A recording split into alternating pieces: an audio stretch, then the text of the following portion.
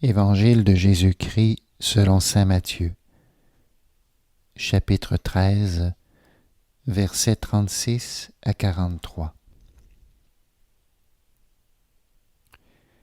En ce temps-là, laissant les foules, Jésus vint à la maison. Ses disciples s'approchèrent et lui dirent : « Explique-nous clairement la parabole du livret dans le champ. » Il leur répondit : « Celui qui sème le bon grain, c'est le Fils de l'homme. Le champ, c'est le monde. Le bon grain, ce sont les fils du royaume. L'ivraie, ce sont les fils du mauvais. L'ennemi qui l'a semé, c'est le diable. La moisson, c'est la fin du monde. Les moissonneurs, ce sont les anges. De même que l'on enlève l'ivraie pour la jeter au feu, ainsi en sera-t-il à la fin du monde. Le Fils de l'homme enverra ses anges, et ils enlèveront de son royaume toutes les causes de chute et ceux qui font le mal. Ils les jetteront dans la fournaise. Là, il y aura des pleurs et des grincements de dents. Alors les justes resplendiront comme le soleil dans le royaume de leur Père. Celui qui a des oreilles, qu'il entende.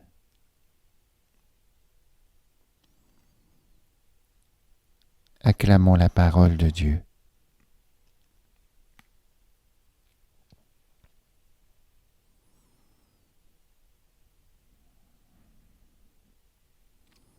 Jésus vient à la maison.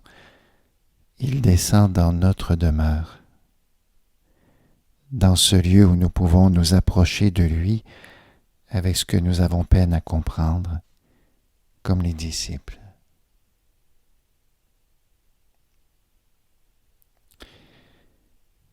Et les disciples demandent à Jésus d'être éclairés sur cette parabole du livret dans le champ.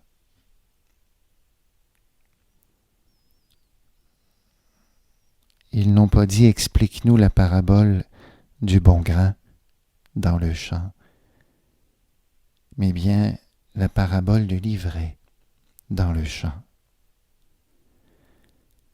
La parabole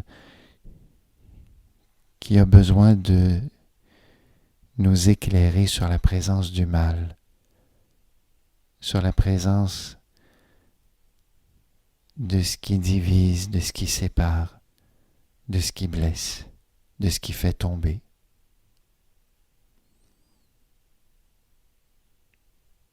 La présence du mal autour de nous, dans le monde et en notre cœur, est quelque chose qui nous laisse en besoin d'explication. Et c'est là que Jésus nous aide à faire la lumière.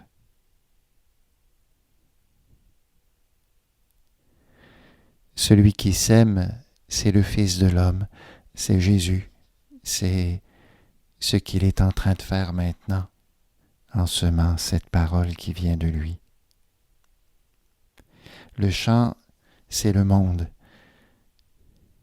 C'est ce lieu aujourd'hui choisi par Dieu pour qu'il dépose ce qui vient de lui. Le bon grain, et c'est étonnant, ce sont les fils du royaume. S'il est vrai que la parole de Dieu est une semence, dans l'explication que Jésus donne ici, le bon grain, ce sont les disciples qui sont envoyés par Jésus. Mais pour être plus précis, c'est comme si en nous peut se trouver le bon grain et l'ivraie. Notre cœur est partagé. Et ce partage se joue dans la réalité des entrailles que nous choisissons de nous donner pour notre vie. Il s'agit d'un enjeu de filiation. Nous sommes fils du royaume ou fils du mauvais.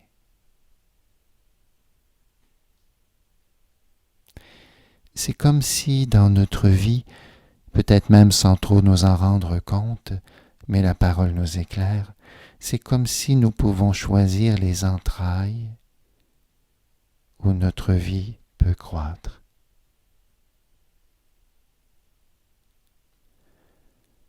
Et on peut choisir de placer au centre de notre cœur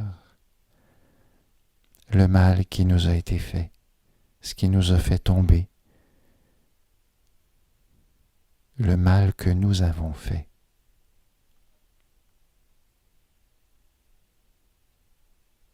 Et ce qui est engendré comme moisson par la réalité de se laisser mariner dans la réalité de ce qui est mal, de ce qui nous divise.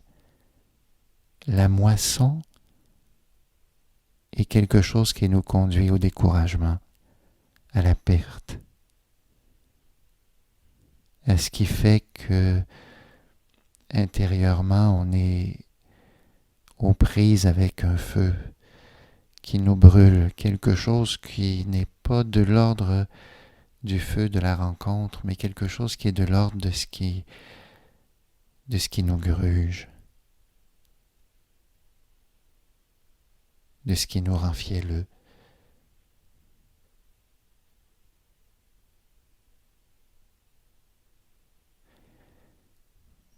Et sans doute ici que la parole est d'un grand secours, parce que de la même façon que dans notre corps physique, une douleur au genou va s'imposer plus qu'un estomac qui fonctionne bien et qui est silencieux. De la même manière, il nous est facile de nous placer dans les entrailles du mal, de ce qui va mal, de ce qui est mal en nous ou autour de nous. Et à chaque fois que l'on choisit comme paternité, comme incubateur, la réalité de ce mauvais qui nous entoure ou qui est en nous, à chaque fois nous sommes conduits au découragement, au désespoir, à ce qui fait en sorte qu'à nos propres yeux, notre vie perd sa valeur. Elle mérite d'être fauchée. Nous la fauchons.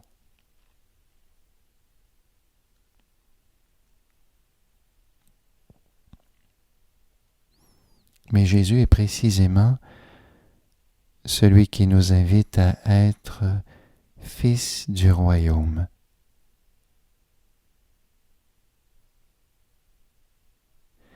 Et il termine la parabole en exprimant bien qu'un jour les justes resplendiront comme le soleil dans le royaume de leur Père. Ce royaume, ce n'est pas un lieu majestueux, c'est pas un trône, ce n'est pas quelque chose qui serait de l'ordre de la gloire qui peut scintiller. Ce royaume, c'est le lieu où nous vivons dans cette relation avec le Père, où nous nous laissons engendrer par son amour, par sa parole.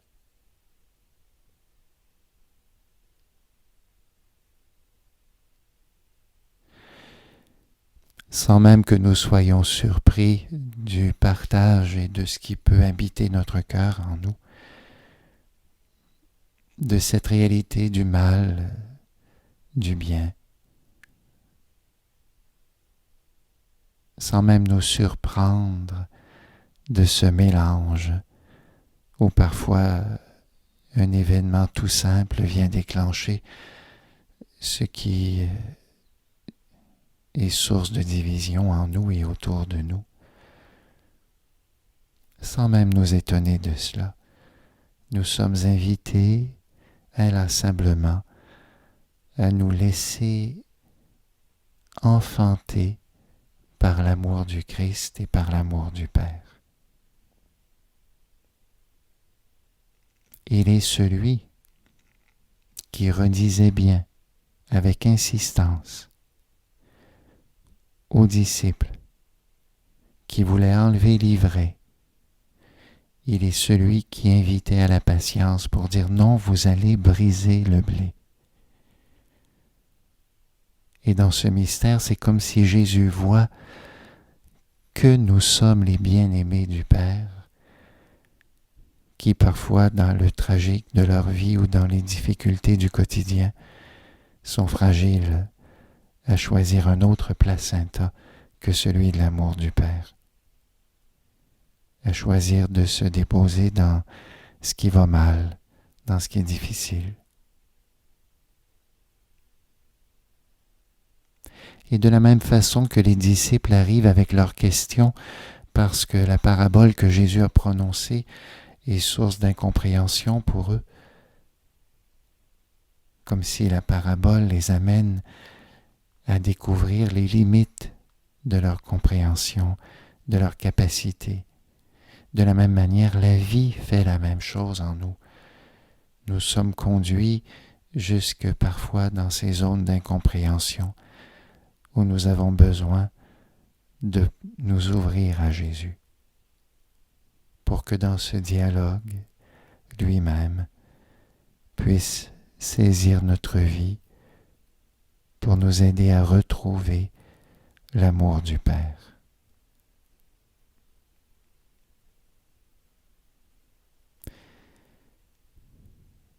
Le mystère de la vie spirituelle est un enjeu profond,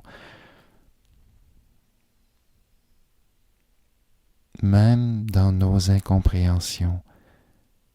Et faites mémoire de la Vierge Marie qui, dans l'interpellation qu'elle a reçue par l'ange pour devenir la mère de Jésus, la mère du Sauveur, dans cette interpellation qui laissait entière les zones d'incompréhension, elle a choisi de vivre cette incompréhension, ce chemin inusité, plein de questions. Elle a choisi de se déposer par la foi, par la confiance, dans l'amour du Père, dans l'amour de Dieu.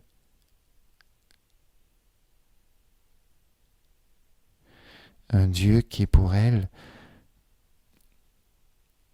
ne pouvait peut-être pas être aussi clairement que pour nous ce visage du Père, puisque c'est Jésus qui nous l'a révélé.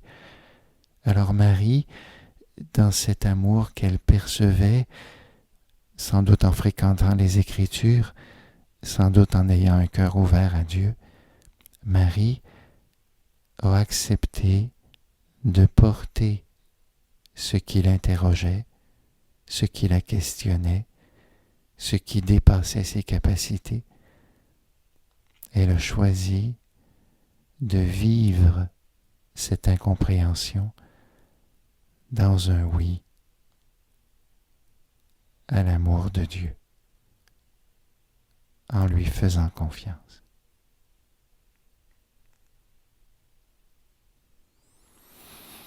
C'est là que nous sommes placés, nous aussi, dans cette difficulté que nous avons parfois à démêler dans quelles entrailles nous sommes en train de nous vivre et ce qui est enfanté. Dans cet enjeu, nous sommes invités à faire le choix de nous déposer dans les entrailles de l'amour du Père. Et ce mystère nous amène à être dans les mains de Jésus pour être semés dans le monde. L'élan de la main de Jésus ne vient pas de nous. Le lieu où nous sommes ensemencés vient de sa main. Sa main large, généreuse, féconde, qui choisit de déposer en nous ce qui vient de Dieu, ce qui vient du Père, pour qu'à travers notre vie, dans l'effacement même où l'enfouissement nous conduit, que nous puissions devenir chemin de Dieu pour d'autres, sans même trop nous en rendre compte, sans même vouloir nous rassurer par la mesure ou le calcul de l'efficacité de nos propres vies. Merci Seigneur pour ta parole qui nous permet à nouveau ce matin, tels que nous sommes, parfois dans la conscience de nos cœurs qui ne comprennent pas, souvent aussi dans la conscience que notre cœur lui-même est partagé et qu'il nous arrive parfois de choisir comme incubateur ce qui nous a fait du mal. Dans cette conscience où ta parole nous éclaire pour nous inviter à choisir le cœur du Père comme lieu, comme entraille de son amour. Ces entrailles qui sont celles de la miséricorde.